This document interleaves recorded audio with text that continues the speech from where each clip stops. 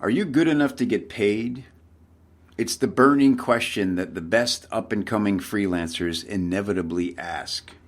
In fact, the very need to find the answer to this question is a solid indication of a freelancer's future success. On the surface, it appears to be a simple moment of logic. You have a skill you enjoy, you want people to hire you to perform the skill, and because you're not a sociopath scumbag, you'd like to feel confident that your skill is worthy of a fee.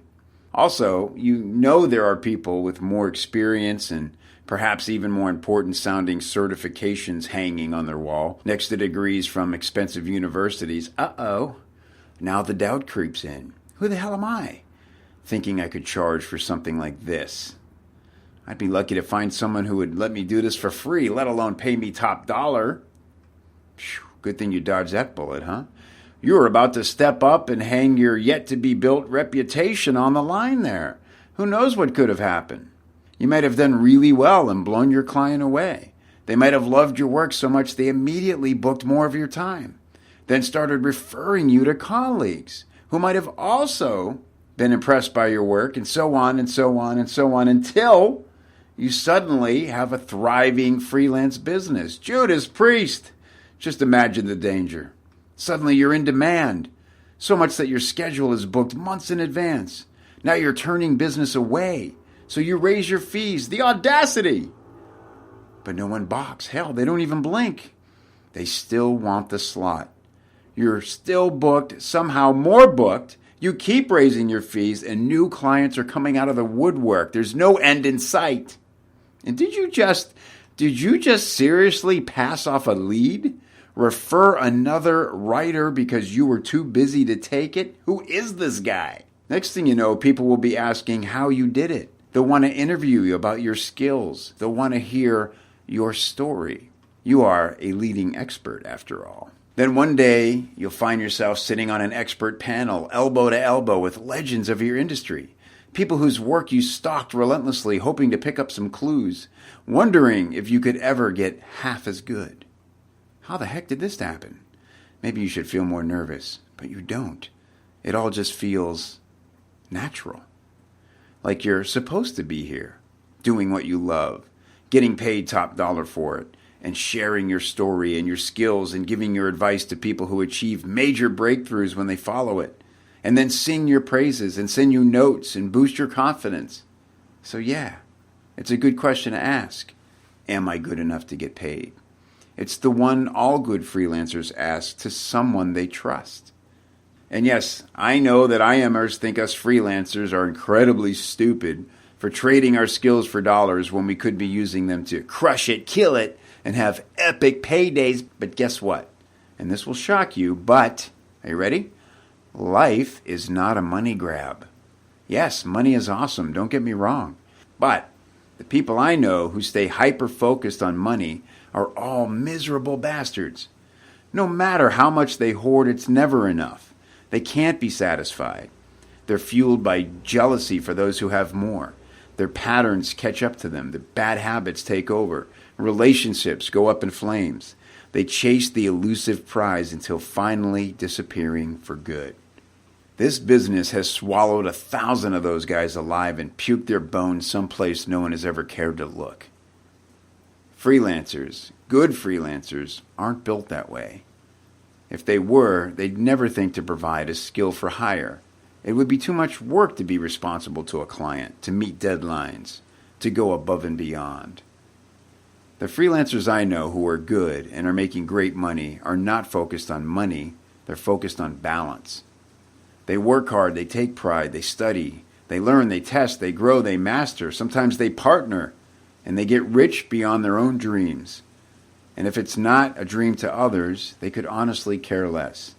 To us, it's a good gig. So don't waste energy wondering if you're on the wrong end of these deals. Instead, factor in the value of having a front row seat to how ultra-successful marketers build turbocharged sales funnels. So if you're just starting your freelance career, do these 3 things to instantly boost your juice. Number 1, put together your best, most recent samples into a portfolio. Keep it simple. Just a PDF with a short intro about you and your experience, 4 to 5 paragraphs will do it. Then paste the samples right into the same document if possible. Because you know what? No one wants to unzip and scroll through a bunch of files or click a ton of links. Balance convenience with presentation. Your logo is not what will get you hired unless you are a logo designer. Number 2, presence. Get out of the house. Go to events. Make new friends. I know it's hard to pull your face away from the warm, glowing light, but getting out and shaking hands will do more for your career in one day than 10,000 Facebook posts can do in a year. I can trace almost every dollar I've ever been paid to a hand I shook somewhere along the way. And here's a side note. Go shopping and wear some clothes that represent your style. And if you don't have a style, find someone to help you find your style. Like it or not, your clothes say a lot about you. You don't have to pretend to be something you're not. Just don't look like you haven't put on a decent shirt since your sister's wedding. Number 3, professionalism.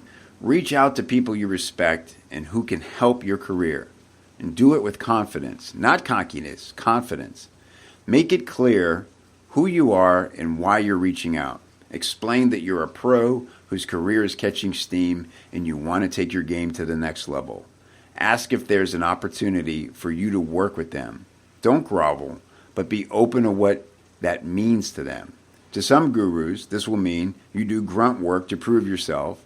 Others will offer to mentor you for a fee, and others may do it for free because they need good people to help on the projects. Most people will not respond at all. Don't get discouraged by this and don't get pissy because people are busy. And remember, if they do respond, but you don't like what they propose, you can always say no. Listen, if you reach out to 10 people you respect and want to learn from, I'd be shocked if at least one of them didn't offer you something like what you were hoping to get from them. And that can be all the difference in your career.